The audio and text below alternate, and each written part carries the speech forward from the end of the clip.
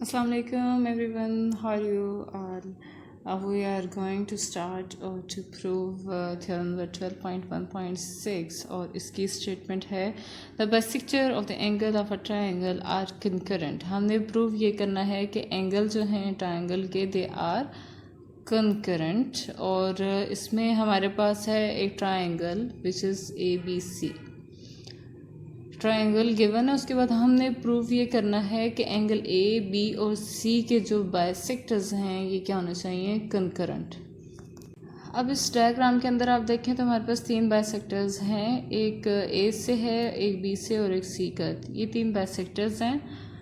तो इस ट्रायंगल में ये हमारे पास ट्रायंगल है ए बी सी और इसके बाइसेक्टर हैं एंगल ए बी सी। और ये जो बाइसेक्टर है ये जो डॉटेड लाइन आपको नज़र आ रही है ये एंगल जो है इस एंगल को टू इक्वल पार्ट्स में डिवाइड कर रही है। ये आपको बाइसेक्टर नज़र आ रहे हैं, सी का बाइसेक्टर भी नज़र आ रहा है, इस तरह ए का बाइसेक्टर नज़र आ रहा है, इस तरह बी का बाइसेक्टर आपको नज़र आ रहा है।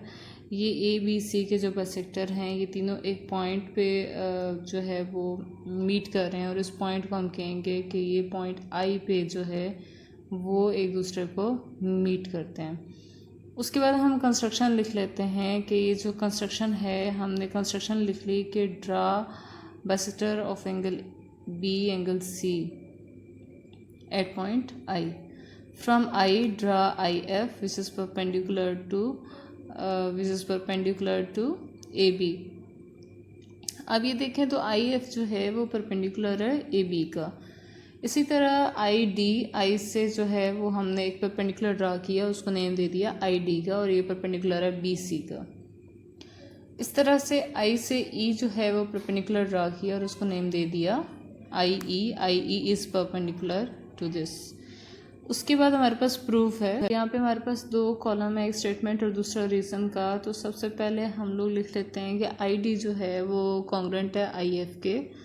अब इसमें आप देख सकते हैं कि आई डी जो है वो कॉन्ग्रुएंट है आई एफ के, ठीक है। ये दोनों एक दूसरे के इक्वल हैं।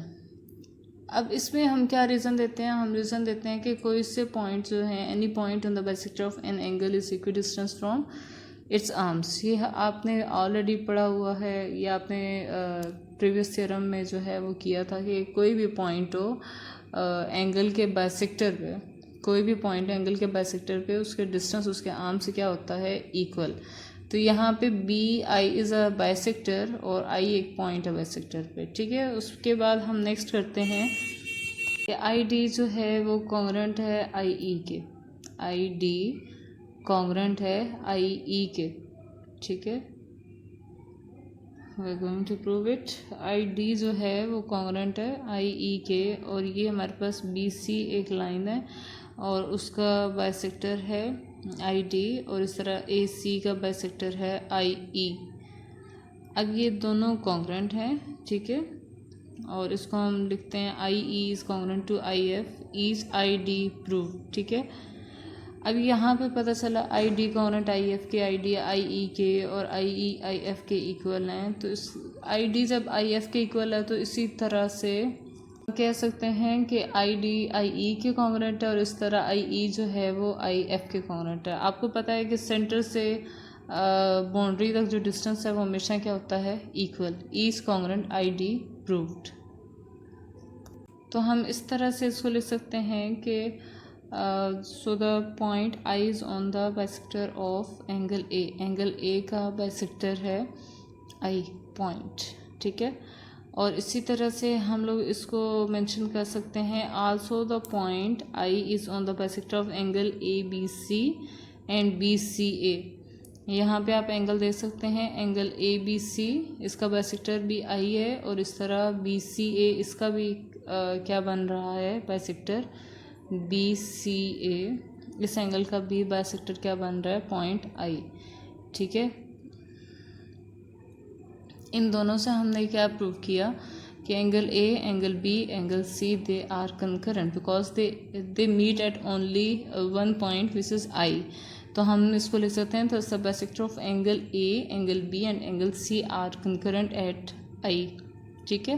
तो हमने प्रूव कर लिया कि तीनों के तीनों जो हैं ये बाइसेक्टर जो हैं ये आई पे मीट कर रहे हैं, तो एक ही पॉइंट पे मीट कर रहे हैं, तो इस तरह से हमने प्रूव कर दिया दे आर कंकरेंट। ठीक है, कोई भी किसी किस्म का मसला आप पूछ सकते हैं। अपना ख्याल रखिएगा। अल्लाह हाफिज़।